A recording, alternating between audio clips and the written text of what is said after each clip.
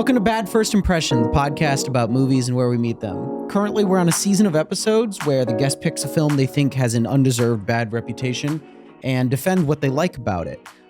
Through getting to know these movies a little bit better, we hope we can disprove whether if they have received a bad first impression. I'm your host, Evan Warner, and this week I have with me from the podcast Everyone's Better Than Me, Cameron Lindsey. Hello. Yeah. Cameron, your podcast is about trying to understand others through their passions. Today, we're doing something kind of similar because the movie that you decided to defend has a incredibly difficult to achieve 1% on Rotten Tomatoes. I don't think I've ever seen this. I've seen zeros. Yeah, it tops lists of. I feel like I can consistently count on being in the top 10 worst movies of all time if that comes up in trivia. Which I think I will preface this conversation with. You haven't swayed me to this is a good movie. I did watch this and I felt you're being dramatic. Anybody who thinks this is one of the worst movies you've ever seen. I agree. Yeah. I think this is a kind of bad comedy that works for me in like 2 or 3 spots. Like I laughed a couple times throughout. Oh, it's out loud laughs? No, not like, okay. But like intellectually. More like, that was good. I like that. They wrote a joke there. That's, yeah. Sure.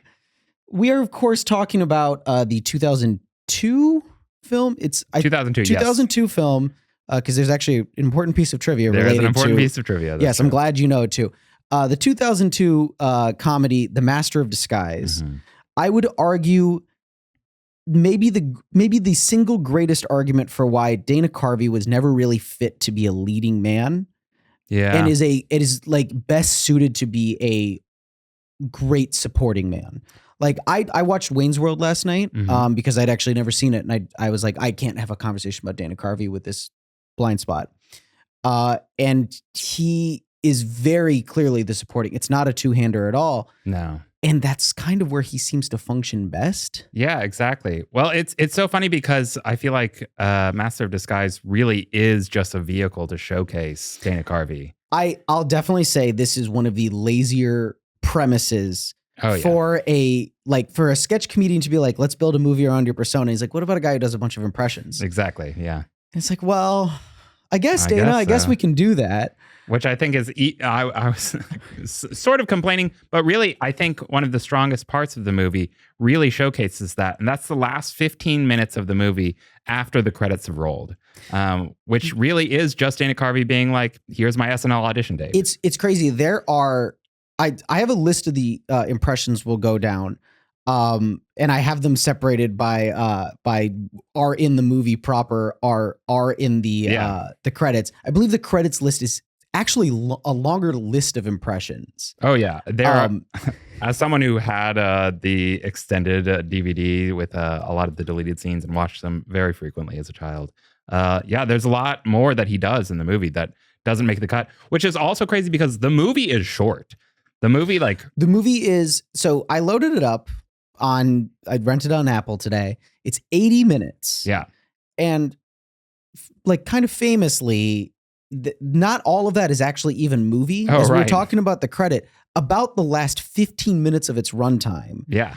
Is just like the credits with a bunch of what are very clearly deleted scenes. There's one character he does that very clearly, based off the costumes the other characters are wearing, is a totally scrapped set piece. Mm-hmm.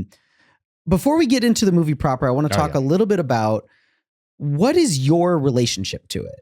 You said you grew up watching it. Oh yeah, I was. It was one of several movies that I was obsessed with as a kid. And part of the there are a lot of touchstones for it. One, it's a Happy Madison movie. Growing up in Kentucky, Happy Madison movies were written for people like me. Yeah. So that went a long way. Wait, what is the Kentucky connection to Happy Madison? I just think flyover states, Happy Madison is really speaking to them. Yes, I'm a Hoosier myself, so I understand. I understand people not being able to place you on a map. Right, sure. In addition to that, and I think maybe one of the more specific to me aspects, I really did struggle with an obsession with mimicking people. I got in trouble so often as a child for I would hear a voice that I thought was particularly unique, and I would be compelled to do it back to them. Yeah. There's one specific time that I can remember when I was checking out, my mom was checking out at a grocery store, and the cashier said, cash or check, in a voice that I needed to say back to her. It's like, it's inside you. You have to. It had to get It's out. compulsive. And I did. I said it aloud. She got very angry. And as she kept getting angry, I kept doing it. I couldn't stop. I had nailed that impression. So did she think that, or was that just kind of an internal monologue of your opinion on how I was probably like 7 years old. So it was, her judgment.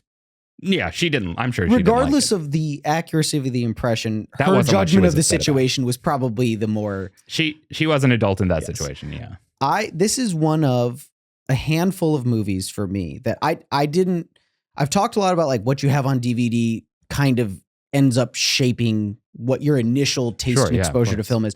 This was not a DVD movie for me. This falls in another bucket of movies. I think our cable provider was Dish, Mhm. but this is the thing cable providers used to do is you could go in and instead of paying for movies, there was a selection of usually quite bad movies that they're like, you can watch these for free. Oh, Like on demand. Oh. Like you would like use the it was cable. just available for you there. Yeah, it was pre like even like this is pre like Netflix mailing out DVDs. Wow. And so this was a consistent, like after a while you start watching a lot of them, and like when you're a little kid, horror movies are kind of out of the question. It's too scary, and that like crappy horror sequels make up a lot of what was available there. Sure. And then there's like boring adult movies that you don't want to watch. Yeah. So you very quickly like figure out which ones are even shot like which ones are targeting me. Mhm. And this is one that I watched kind of a lot. Oh, interesting. Just because it was there. And it's not a movie I ever developed a strong affinity for. This is the first time I'd watched it since I was a young child. And I was like neither nostalgic for it, nor was I really like, oh yeah, I don't know. I didn't, like I said, I didn't come around and be like, this is good, but I think this is the rare movie as a kid that made me realize like, oh, some movies can be bad. Yeah. You know, like when you're dumb and you just kind of watch everything and you're like, well, I don't know what you mean good or bad. It was a movie. Yeah. I went to it and I watched it. My time was consumed for 80 minutes. So Yes. what more could you want? I don't know if you know, Data from Star Trek farted a bunch of times. No, Yes. No, I wrote that down. Yeah. I was talking to my mom about this movie because she also remembers me watching it over and over again as a child. And I reminded her of Brett Spiner's farting as he laughs all the time. And I was trying to describe to her sort of like the creative process of writing a script. I was like, normally when you're writing something like things like something you set up earlier pays off later, or like there's like a rationale for something, characters' choices are like justified. This is not an example of that. This is just him farting. I will say that is one of the most consistently attempted bits in this movie. Oh yeah, they do it a lot. There's nary a appearance of Brent Spiner in the movie where this doesn't happen. And basically, for those of you who haven't seen it, which at this point is probably most people, I think that this was kind of like a famously bad curio when we were younger. Yeah. And now it's a thing that I think is just kind of lost to time. Yeah. Because frankly, in the conversation of worst movie ever made, there are just so many more interesting things to kind of like label that with. Yeah, significantly worse for movies. Yes. But the villain of the picture, Brent Spiner, every time he's talking, he starts giving like a villainous monologue and laughing, and then is immediately undercut by like a little fart toot. The exact same audio cue. The exact same audio cue. The only time it is iterated on is relatively late. He's talking and then realizes he isn't going to be interrupted by a fart. And then he's like, oh, okay. And then he farts immediately afterwards. Yeah. Which I think the fourth instance of it happening. I think that's I'll tell you what, you can get to that before 4 instances. I think. Most certainly. I don't think you need 4 beats to get there. And then this might be a controversial statement. I don't think you need it in the first place, but I see what you mean. What's funny is that you were the one who's like, I'd like to defend this. And now I'm being like, I think that bit kind of works a little bit. Oh, right, and you're like, oh, I don't know. I don't think we need any of that. I think the reason why I didn't think it worked is because the final instance of it occurs in one of these post-credit sequences, which is to me reads very clearly as they filmed an 80-minute movie and they were like, oh, dang, we forgot to let Dana do his George W. Bush impression. So we need to film this segment. Oh, you're right. There's an extra beat with that one. It literally fades to black, the end. And then they say, but actually the villain had stolen the Constitution. So they had to go get it back. Yeah. But, so Dana Carvey pushes him into the pool as George W. Bush and then farts himself to death. Well, it's him and James Brolin probably plays his father in this movie. And I can't remember his name right now. Harold Gould plays his grandfather. Right. And by the way, I'm not going to do a plot rundown of this movie. Guess what? He's a silly man whose parents are kidnapped, and then he does a bunch of impressions. And that's the movie, effectively. That's the whole movie. Yeah. He saves them. Sorry, spoiler alert. But they're standing there and they say, is he dead? And then there's just a big fart come up through the water. And that's the end of the picture, except for, all the deleted scenes that this is the rare movie you don't have to go to the special features section to watch the deleted scenes. It just plays them right there as part of it. Exactly. I mean, I think I could be wrong, but I think there was an option on the DVD menu where you could skip to the credit sequence to just see all of the clips. Like you hit play on because there's play, scene selection, special features. Right. There was one that's just start the credits. The credits have a kind of fun energy to them. I guess they are more awake than the rest of the movie. Okay, here's some things I'm going to say to start defending this movie. Okay. One, I think it's a good soundtrack. So that is an interesting thing to say about a movie that has 3 separate novelty songs. The hook of which is Master of Disguise. It's actually kind of impressive that all of them are based around the words Master of Disguise. Exactly. There's a rap song. Yeah. There's kind of like a riff on A Hard Day's Night when he's running. He's the mass. Yeah. And then there's what I can only describe as 2000s era ringtone rap is the term I've heard used before. Oh, that's interesting. It's not quite R&B. It's not quite rap music. But it's based around singing about Master of Disguise. I felt like this one was so clearly trying to strike the same tone as Will Smith singing Wild Wild West or Men in Black at the ends of those movies. It was trying to get if they had gotten Will Smith attached to this and he's saying Master of Disguise. I mean, the Austin Powers movies, which this is obviously an attempt for him to say, oh, Mike made Austin Powers. I can do my own Austin Powers. And Mike Myers would also similarly make a mistake later by saying, oh, I made Austin Powers. Well, I can make The Love Guru. Yeah. Which I'll say in the last 6 months or so, I'd never seen. So I watched that one. That movie is radioactive. I don't know if you've ever seen it. No. It is it's a movie that is, it's incredibly unfunny. I wouldn't say there's a single successful joke in it. But it's also boring in a way that if you ever try to watch a movie without your phone, it's really, I'm I can't. It's grating. I put my phone in the other room most of the time when I'm watching a movie, and I found myself instinctively reaching for a phone that wasn't there to not be rescued while watching The Love Guru. Pushing the button to see how much time is left. This is a 1.5, 2-star movie. I think if you're going to be nice to it, right? Mm-hmm. I think The Love Guru is in the basement, it's actual unwatchable. Wow. But I think that he's trying to make his own sort of Austin Powers, which in the very roundabout point that I was making, those movies do actually have music videos with the characters in them. Oh yeah. And Mike Myers. And those music videos, I believe, were reasonably successful. Also, I think Quincy Jones does some of the music. Quincy Jones does some of the music. The second one has Lenny Kravitz doing a cover of American Woman that Heather Graham is in the video for. Britney Spears is in the movie proper in the third movie. I understand the thinking behind, we can put this in our movie. Yeah. What I don't understand is picking artists that I even as somebody who was in the target demographic at the time, don't think I've ever heard the names of before. Oh, most certainly not. No, I felt like this was they had grand plans for the soundtrack of this movie, and then when they sort of saw what the movie was becoming, they were like, "Well, we'll still meet those tones, but we won't actually do them." So there's Master Part 2 is the first track. I believe that's the kind of the R&B sort of one by Play. featuring Lil Fizz from B2K. I've heard the name B2K before. I couldn't name you a song. I'm trying. The part one is by someone named Hardheads with a Z. Don't think I've ever heard of that musician before. No. Apologies to Hardheads if I'm out there. All those Hardheads heads. Yeah. I love the idea of finding the one weirdo who's like, I'm a big Hardheads guy. Yeah. But that's the thing is I looked them up. They don't have a page on Spotify. You kind of can't be a fan of Hardheads if you want to.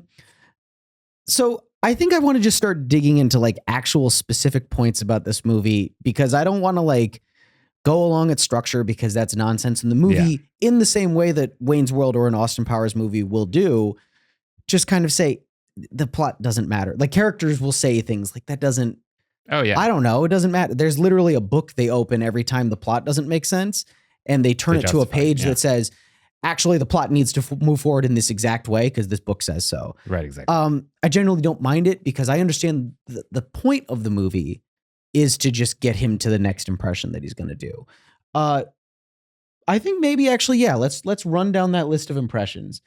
So this is a bit of a bummer this is a bit of a bummer list to go through because the first one we have to address is the snake charmer. Oh yes, and we should really clarify right off the gate. Nobody's defending that. Like so many movies from shockingly recently, like in the mid 2000s, this movie features an almost at this point like obligatory brown face or blackface scene. Yeah. I don't really want to talk about this impression too much. He plays a snake charmer. He does the voice incredibly racist, and it's pretty unfunny, and it's also maybe the most prolonged like scene of so long. This is I think longer than Turtle Club. It's wow. it really might be. I was also talking about this. And then it comes back in the credits. It comes back in the credits. It's also completely unnecessary to the movie. Like you could have just cut the scene out, like literally like Control-C out that clip. And it'd be. It's and it really would be crazy irrelevant. that when they were cutting stuff, because obviously this movie is hacked to ribbons, that wasn't the scene that got cut. I know. Out. I will say as like a side note to this, it's unless I'm forgetting anything because this movie does kind of flutter out of your brain quickly. That's the only major scene that I thought was like didn't age well in terms of being offensive. I don't know. There might be other things, but I can't really think of anything right now. He sort of does like another racial accent when he's really trying to be Al Pacino from Scarface. Yeah. So we'll get to that one in a second. The next one is Turtle Guy, which I would say is it's the cultural legacy of this movie. Yeah. Is the Turtle Guy. I think it's funny. I'm going to go as far as to be like, I think Turtle Guy at Turtle Club is funny. Turtle Guy was funny. I was happy to see it again. It was like visiting an old friend. I will say it was like visiting an old friend and realizing that there were things about them this whole time that I always saw that I just let slide. And I think part of it is, as someone who does do comedy and like tries to do things, I think Dana Carvey is hysterical on SNL. I thought that he's done he was one of my favorites in the cast. Yeah. And so if I was creating a character like Dana Carvey making the Turtle Man for the Turtle Club, I don't understand where he gets his choices It from. may be a water in the desert situation. Yeah. But I'm watching this movie. I haven't really laughed very much up until now. They get to the scene where they're going to a place called the Turtle Club. That's obviously just the name of some social club. Mm-hmm. And he misinterprets it as, oh, everyone there is obviously dressed like a turtle. Only members are turtles. Yeah. That is at least a premise for a joke. Oh, certainly that. Many of these, like as we'll get to in a second, many of these are just not jokes. While we're on the Turtle Club guy, I want to just touch on, there is an longstanding apocryphal story that on the day of the September 11th attacks in New York, they were filming the Turtle Club scene. And Dana Carvey, in costume, held a moment of silence for the victims. Now, this has been refuted by Dana Carvey and the director, but their defense is honestly quite baffling to me. They both said, yes, we did hold a moment of silence for the victims of 9/11. And yes, he was in the Turtle Guy costume. But it was several weeks after the attacks because on the day they were in pre-production. They weren't actually filming anything that day. which is such a bizarre, why would you admit that everything interesting about it is true and then say, well, we just did it on a different day. We did that really weird thing months after the fact. Why would you say Dana Carvey waited until he was in the Turtle Club costume to have a moment of silence? That's kind of what I'm saying is that look, America was a weird place in 2002, but I think that even if you're like, look, we're starting making our Disguise Guy movie, we have to address this big elephant in the room. If you must, maybe do it on day one of shooting when Dana Carvey is not in a turtle costume. You know, maybe don't wait until you're a couple weeks in and he's in the silliest thing he wears the entire movie. I don't know. I watched the Turtle Club scene. It's not that long, so maybe it's just that it doesn't outstay its welcome. That's true. Yeah. I found myself basically okay during it. And I'm like, honestly, the look is cool and funny. I think it works. Well, so here are two things I'll say about it. One, real quick. The scene ends with him biting a man's nose off and then spitting it back onto his face. Yeah, with some very of its time CGI. Oh yeah, and but sort of inexplicably, I feel like I don't think there's not particularly anything like that happens in the rest of the movie. It's very weird because I don't necessarily know if this movie is making. I don't know if it's suggesting that what's happening is magic, I guess. Yeah, no, I don't know either. You know, or is he like genuinely just that good? Or is there some sort of like, I think this is too stupid a movie for there to be an answer one way or the other, honestly. Yeah, of course. But yes, he just bites off his nose, and I kind of ascribe it to inconsistent script writing, but also at the same time, I think in that moment they think, oh, this is a live action cartoon. This is how it would happen if they were cartoons, I guess. It's very jarring, and it's a weird button on the end of the scene. It doesn't bode well for the rest of the movie that I maybe consider at the high point. No, and it is pretty early on. I will say so to the point of the costume, I think and this is something that I learned as I was watching it last night. I think that one of the real strengths of the movie is that it has pretty decent production design. I think that the costumes are good. I think the book and the nest and everything is very cool. It has everything really, and I mean this as like a compliment, everything really looks like a prop, like it really looks, and I don't mean like it's hyper realistic. I mean, it really looks like a piece specifically made for this. Exactly. A lot of effort clearly went into, and it was directed by a production designer. Exactly. Who never directed another movie again. Exactly. This was the first and only movie he directed. Again, another parallel. The exact same thing happened on The Love Guru. Oh. It was like a Mike Myers, like second unit guy. He said, I think you're a guy I can control. I can tell you what to do. Oh, wow. And that guy, I think, has like directed episodes of like CSI Miami ever since then. He just doesn't want anything to do with movies ever again. Yeah. I think this guy kept doing other production design work. I think he's the production designer. He's like a working guy. I think he does most of the production design for Happy Madison movies. Yeah. I just think he's like, I can't direct a movie ever again. I don't know. And maybe that's okay. Maybe that's I don't know how much blame I would really put it. And I have to find his name here real quick. I don't know. This movie is not the director's fault. Perry Andolin Blake. Good name. I'll give you that. I wouldn't really put many of his movies fault because I don't think he's the chief creative. I think he's in the way that like a TV director functions. I think he's a guy whose job is primarily to keep the production on wheels. Yeah. We've only done 2 impressions. I'm going to keep moving down because they get faster. Let's keep going. Gammy Num Nums, who's like an old lady character with, honestly, it looks like she's also wearing the Turtle Guy mouthpiece. She has kind of like a crested lip. Yeah. I feel like she was really heavy in the marketing because I remember this trailer like on other DVDs and stuff a lot. Yeah, it was all over the place. Also a very short scene. There's really no joke there other than she is she's an old lady who wants to have sex. Yeah, she's an old lady and she's sexual. She's sort of a revamped version of Church Lady without. She is kind of a shitty church lady. I will say she does say the line, "Well, you're a tall drink of water, and I just love moisture," which is one of the quotes that I still say. Moisture. Yes, I still say that to this day. The next is just Scarface. Yeah, he's just doing Scarface. This was also, I remember, I feel like a big trailer line. He is picking items off a plate of food and saying to the waiter, I knew when I saw you, you had a tiny wiener and some little nuts. Exactly. And he repeats that line 4 or 5 times. I don't know, like maybe a minute of unbroken screen time is given to Tiny Wiener and Little Nuts. Oh yeah, he says a lot. In fact, it's also an example of when we're talking about reusing the audio cue of the fart. They reuse a lot of audio cues to like indicate that scenes are taking place simultaneously. And this is one of them where they jump to Jennifer Esposito in the house trying to find something. And in a different cut of the scene, you hear him saying, "I knew you had a little wiener and some tiny nuts." And then they jump to her scene and you hear it again. It's like they constantly do this. It's like, this audio was too good to only use once. Yeah. And it really wasn't. The once was great. The once was okay. The once, it's more of a if you must. You very clearly need to get this out of your system, Dana. So go ahead and say it. Can I say one more thing about that scene? Course. And that specifically, the man that he's talking to, he says, looking at you, I knew you had a little wiener and some tiny nuts. I always thought, so this is 2002 when this movie comes out. I watched it a lot in the years after that.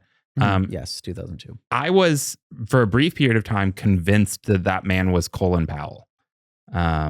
The man that he's talking to. I can try and find if there's anybody. Well, if you're wondering if it's Colin Powell, it's not. I know it's not Colin Powell. Yeah. Let's be clear there. I don't know. I'd have to like look up the full list of because I can't imagine he's credited as anything other than waiter. Yeah, no, he's only in the movie maybe a minute and a half. But if this was my conspiracy brain working as a Colin 12 or Powell 13 just year was old. like, look, you have to do your work. You have to show up and you have to do extra bits. You have to kind of be the butt of the joke guy. I'm in a Dana Carvey vehicle. This is going to do good things for my acting career. Exactly. People hate this Patriot Act, but then again, they love Dana Carvey. They love impressions.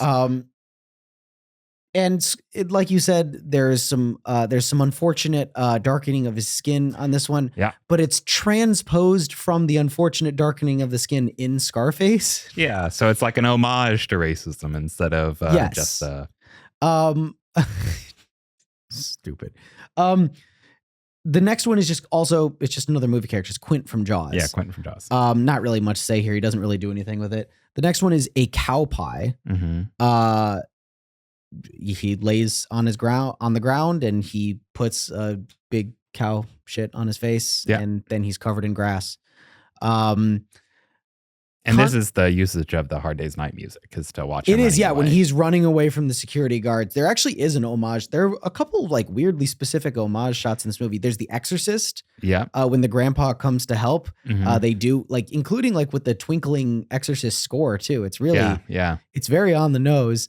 In this otherwise incredibly subtle, and measured movie. But yeah, they literally do the shot of him running around the corner, like looking back after him. And then it's the two security guards. A character who is in there for maybe one shot, Constable Mueller. Of course. Who is a Bavarian. Mm-hmm. Yeah. That's the joke. And so he walks into a building to distract people by being Constable Mueller. He says, "Will you please go get Jennifer, who's been kidnapped by Brent Spiner at this point?" And then when he comes back in the room, inexplicably, he's no longer Constable Mueller. He's Terry Suave, which is just a David Niven impression. But I'll say this, he looks good doing it. That's probably the best I've seen Dana Carvey look. He looks pretty good, and honestly, it's a totally solid David Niven impression. Yeah, no, it's like I'm like you. Honestly, it's one of those things. I'm like, Dana, you're good at this. Oh, yeah, like you're good at being an impressionist. Who he basically just starts. It's funny that like a lot of the bits he does are just ones the grandpa did earlier in the movie. Oh, which I actually want to touch because he does. There's this like recurring bit. He's like, "This is what you're doing. This is what I want you to do." Yeah. And there's actually a moment. I rewound to be sure of this. They're sitting in the Disguisey living room because their last name is Disguisey. Right. I don't think we've said that yet. His first name is also Pistachio. Yes. Seemingly there's no like extra joke there with the thing Italians name their children. Pistachio. Is pistachio even an Italian word? I genuinely don't know. Oh no, I don't think so. No. So he's doing that bit to Dana Carvey. Mm-hmm. And as he's closing his hand, Dana Carvey has been talking is getting quieter. But the speed at which they have the take of Dana Carvey talking does not match the speed of the hand. Clearly, all they had was him going like this.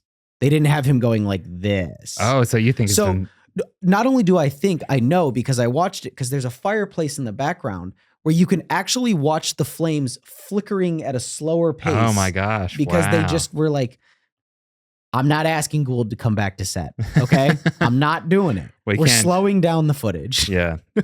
Wow, that's incredible. And this is another one that they used a lot in the trailer. I remember that they were like, they really thought they were onto something there. Yeah. The next one is a cherry pie. He sneaks into the bad guys conclave, disguised in a giant cherry pie, and then later it's cherry pie man. It's not really a disguise. But he has cherry themed like powers. He can like shoot them at people hard enough to incapacitate them. And then of course the last one is just lifted. It's not only like just lifted from another movie or TV show. It's lifted from him doing another TV show. It's just him doing George Bush. Right. Exactly. Yeah. Again, he did that for years. It's a very good impression. Nobody really has any complaints with the impression of George W. Bush. Yeah, and he, it's not like he adds anything on top of what he's been doing before. It's literally just him showing up. He sort of does his signature laugh. It's honestly kind of a bad It's like it feels like he's like, oh, you guys are making me do Bush again. If I must. I took it the opposite way. I took it as they filmed the whole movie and they were like, oh, we forgot to let Dana do Bush. And now I guess, yeah, that's what I'm saying is so weird that he seems weirdly like not locked into that he gets that it. Yeah, funny, he's just like, I don't know. It's dumb that I'm doing this, isn't it? Yeah. Then there are a bunch of characters that are in the credits. There is a character that looks kind of like the mayor of Munchkinland from Wizard of Oz. A little bit, yeah. Who's doing like an Ed Wynn voice. Yeah, he's a toy manufacturer. I can think of his name if I... He appears in multiple, like fairly lengthy clips in the credits. It's very clear there was a set piece based around this character that just didn't make it into the movie. There is a deleted scene that is the entire feature, his entire scene. It's they go to a toy factory or something. It's effectively a different plot device instead of the antique show where Gammy Num Nums is there. Instead, they know that Brett Spiner will come to this like toy manufacturing place. Okay. I mean, I got to say that sounds better than the 2 seconds at an auction sign-in table that they have Gammy Num Nums at. Yeah. Let's see. We've got these are also ones that I'm like, did you just like go to a Halloween store? A caveman. He just says like ooga booga for a second and that's it. I think it's a caveman specific because he gets eaten by a dinosaur. It's supposed to be like a reference to like there have been disguises through the ages because they do this bit earlier on. I'll say earlier on the disguises through the ages who've helped people at historic moments. Right. And there's one moment where he's like, Abraham Lincoln was actually a very bad speech giver, so he had a disguisee tag in, and that's how he won. And he calls up a disguisee who then just like hypes the crowd up immediately and starts dancing to "I Like to Move It, Move It." Right.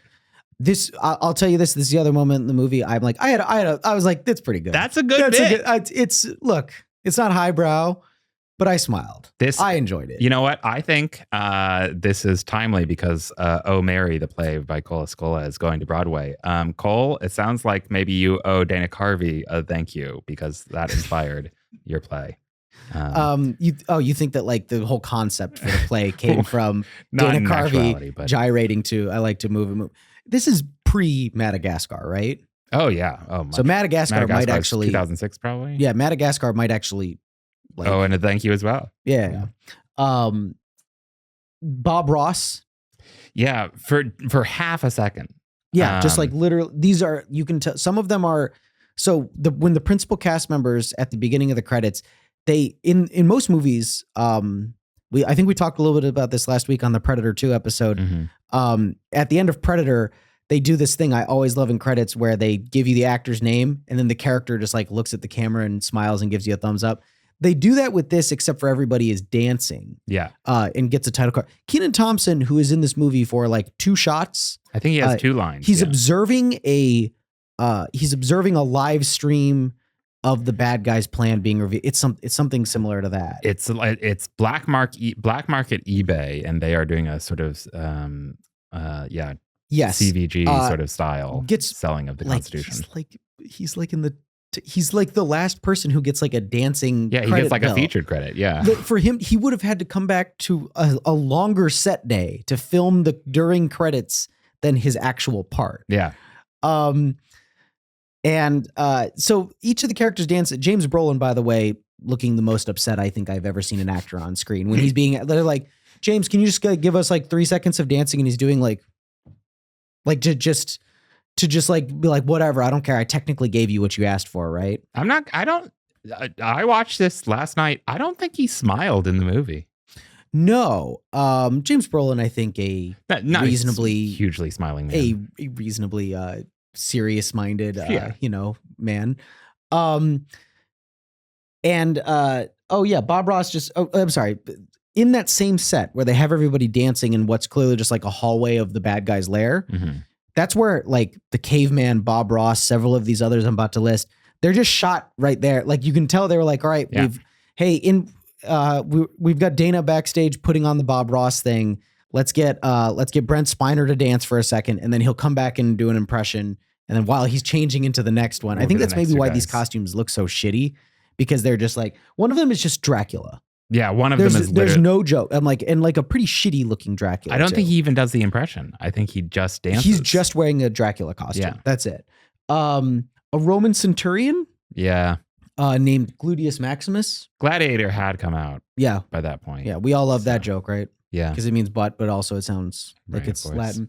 Groucho Marx, again, just a guy. You know, he's just gyrating and dancing. He doesn't do like a Groucho Marx voice. I will say he does do the joke. Last week I woke up with an elephant in my pajamas. How I got in my pajamas, I'll never know. Which is another line that I do say a lot. There are several lines in this movie that to this day. I'll say that I brought this up to you when you initially were pitching that we do this episode. There's a line from this movie that I think about with some regularity. Right. And I actually slightly misremembered the context of it. It's not when Pistachio is sneaking. It's when Jennifer Esposito is sneaking through the lair. And you just hear as two guards are coming down the stairs, the actual line of dialogue is one says to the other, "I'm telling you, Scooby-Doo is computer generated." The other one says back, "No way, he looks so real." Exactly. I don't know why that line just has so much stickiness in my brain that it's the only thing that sounds actually like anything like dialogue in the movie, like how two human beings might actually talk to each other. As opposed to just lines on a script, yeah. Yes, I kind of love the idea of just these like two kind of like dumb galoots walking around, and one's like, this guy's an even bigger idiot than me. He thinks Scooby-Doo is real. There are a lot of like lines from movies around this time that are just like stuck in there. Have you ever seen the Steve Martin Cheaper by the Dozen?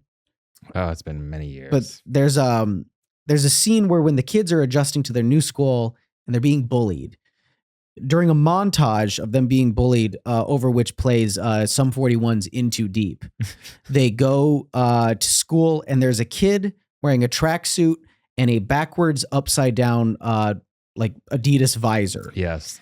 I'm assuming you remember the moment already. Yeah. Yes. And one kid walks up to him and starts bullying him. And then one of the other brothers comes over and says to the kid in the visor, "Stop bullying my brother, or stop bullying my family." And he says, "I don't even know your family, poser." And he says, "Well, you do now," smacks a drink out of his hand. And the way that kid delivers the line, "My latte," has lived in my head. Wow. That's so, I can't stop thinking about that. It's not a good delivery. It's just the way that, like, I don't know. I've not been able to stop thinking about that. And similarly, the Scooby-Doo line from this movie has not left my brain since I've seen it. I think that speaks to something about movies of that time and the audience that they were primarily like shown to, being people of our age.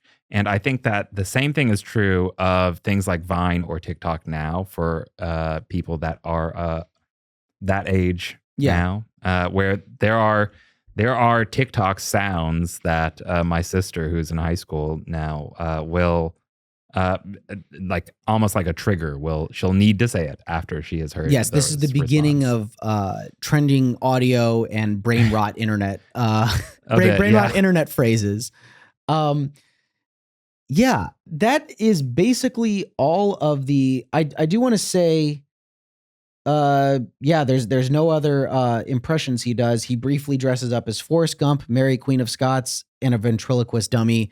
Those basically don't even have jokes attached to them. He's just put on the costume. Yeah. But there is one thing from a deleted scene I want to address. Oh. So there's a deleted scene that I found just on YouTube. I haven't seen all of them like it sounds like you have. Many times. He just dresses up like Captain America.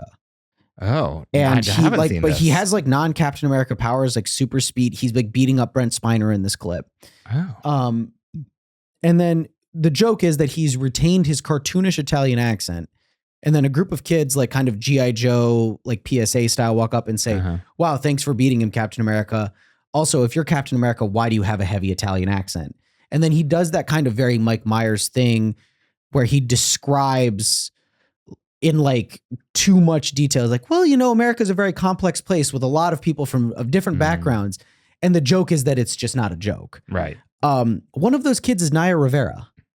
This is everything about this is blowing my mind. I've not seen this scene. I have no memory of this whatsoever. Yeah, I'll have to find it and show it to you, but it's very weird. That is. Those are all the costumes. And actually the thing is because there's not really this is weirdly just kind of a hangout movie. They go on a mission and then they like go to dinner. Yeah. And then they like go on another mission and then they like hang out with Jennifer Esposito's like son. Right. They're just like this is literally like rescuing his mom and dad is a 9-to-5 job that he takes like whole days off from at a time. Exactly. Yeah. They just hang out in the park. So going through the impressions has actually functionally covered basically anything that happens in the movie. Oh yeah. It's certainly most of it. Let's see if I have any other. No, there's nothing else I would call a successful, like, is there anything else in this movie that like you think works comedically? Well, so one of the appeals of the movie, I think, for me was something that was important to. I was a big Weird Al fan. I still am, but I was a huge Weird Al fan as a kid. But as I got older, I realized.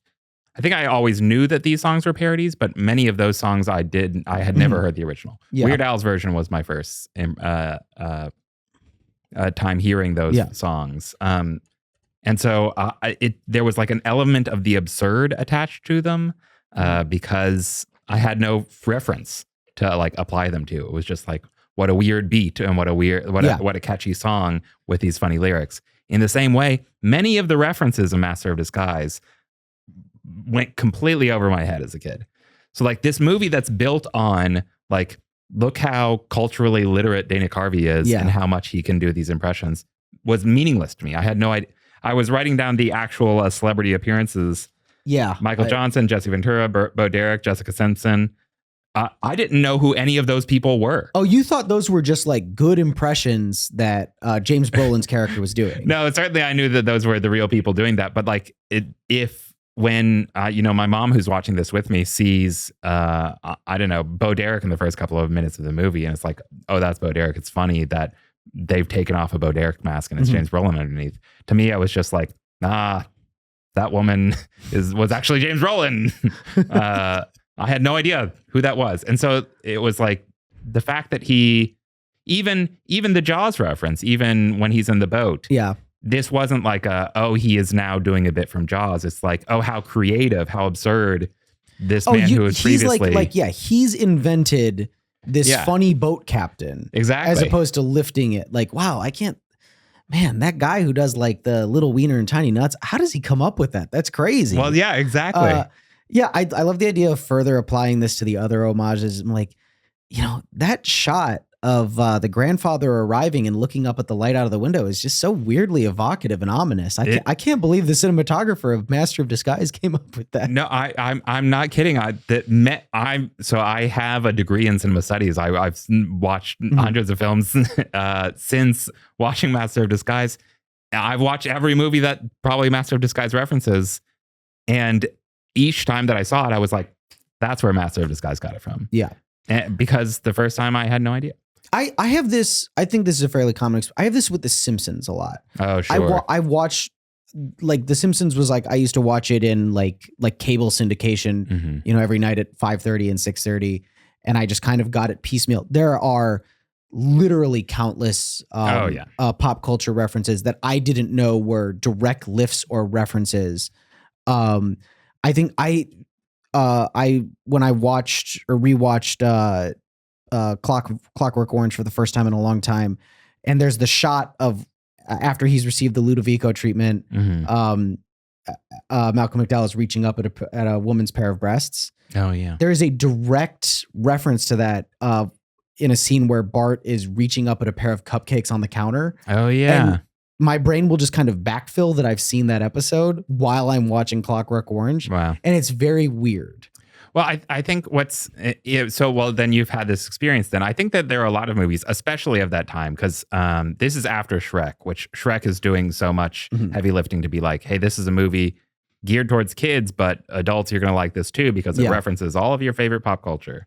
And so Master of Disguise is doing that to some extent as well. I think there's something really powerful about not getting the reference.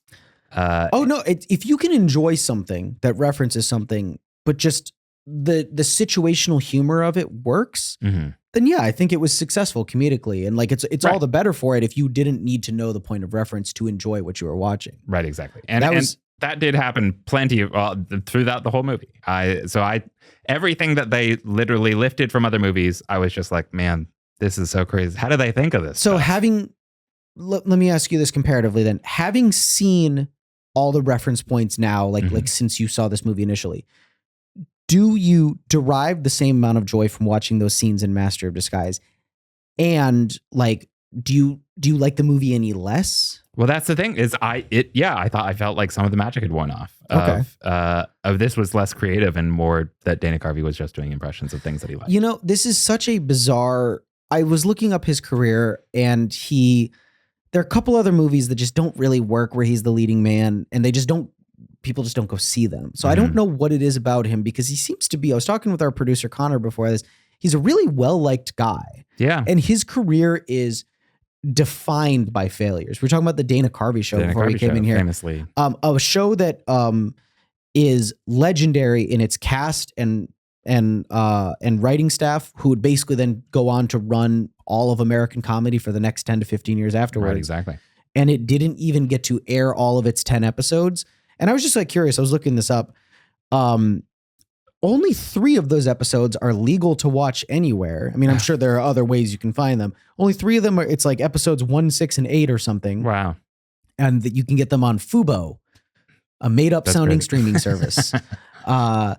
Yeah, but that's it's weird how so much of what he's worked on has been maligned and just kind of like he has a career marred by disaster for what seems to be a guy that most people like working with and agree is good at what he does. It's funny too, because of that like era of SNL comedians, I feel like there are a lot of people that are fail at one of those sort of points that you just listed. People dislike them. They're not good at what they do. They're not particularly funny, and they've all had more success. Yeah. Even John Lovitz has had more success than Dana Carvey has. That's crazy to be like, even his cult forgotten failure TV show, The Critic, has more of a cultural footprint than the Dana Carvey, which is like don't crazy. get me wrong, I love John Lovitz. But I'm a pro Lovitz guy. Yeah, you're a Lovitz lover. I'm a Lovitz lover. Speaking of, he actually was in a movie. I can't remember the title of it right now, but like the closest he came to headlining a movie was him, John Lovitz, Dana Carvey, and Nicolas Cage headlined a movie together, which sounds too bizarre to be like out and out bad. I don't know. I'll see if I can find it while we're sitting here kind of tying up here. What I'll say this about Master of Disguise. I don't like it or think it's a good movie. I think that everybody who's saying this is one of the worst, I don't even think it's close to being in that conversation. This is just kind of what I consider to be like a regular bad movie. Like, I don't want to watch that again as an adult, I think. I don't know. Do you think you'll ever watch this movie again? Well, and here's what I'll say is that I have gone back. There were a lot of movies that came out probably post 2010 that are sort of trying to hit that same audience of like a 13-year-old audience. We're just making stupid jokes. And I miss a lot of those, but a lot of them are people's all-time favorite films or like they hold them near and dear. I think the best example for me is the movie Hot Rod. Hot Rod's great. I don't see the appeal. Of movies that are just kind of of Hot Rod or of movies like that I didn't grow up with. Okay, so have you ever seen Popstar? No, I haven't seen Popstar. That's one I haven't grown up with that I've like really developed to like love in my adult years. But I don't know. The thing is, I think there are movies that can be a full functional movie while simultaneously basically just being a setup for jokes. I think Talladega Nights, which is maybe one of the best American is one of the best American comedies ever made. That's funny. And is also more insightful about Americans and how they view themselves within the world than anything Adam McKay has made in the last 10 years. It is simultaneously the saga of a man and how he views his own legacy and place in the world. And it's also basically just joke set piece after joke set piece after joke set piece. Right. Yeah. Like the scene where they go to the hospital and he stabs himself in the leg because he has a delusion. You could actually cut out of the movie and the movie would make the same amount of sense. Sure. But it does end up serving like theme and character development and is a really funny comedic set piece. That is so interesting. I don't know. That's the thing, is that these movies can do both. They certainly can. Yeah. I agree. I think that there are many of those movies that I've seen later that I feel like doesn't do both. And I didn't feel like Hot Rod did both. I gotta rewatch Hot Rod. I could see why someone would like Hot Rod, especially when they watched it the first time. It wasn't for me as an adult. Yeah. In the same way that I think Master of Disguise is not for me as an adult. But do you think you'll still be able to hold the memory? I think so. And I don't think I'm so I posted about watching it last night on Instagram. I got a lot of people who responded to it and was like, I remember that movie fondly. And I hope those same people enjoy listening to some sort of dissection. I personally think if I could like go back, I would rather listen to something like this than actually watch the movie again. Yes. I'd rather somebody break it down for me and be like, oh yeah, I remember that. Or, oh yeah, that didn't work. Right. But that being said, I think that's kind of all the time we haven't really all there is to say about Master of Disguise. I think so. Yeah. Do you have any final closing thoughts? Any extra opinions? Any things that I was unfair about in my estimation of this film? No, I think it was. So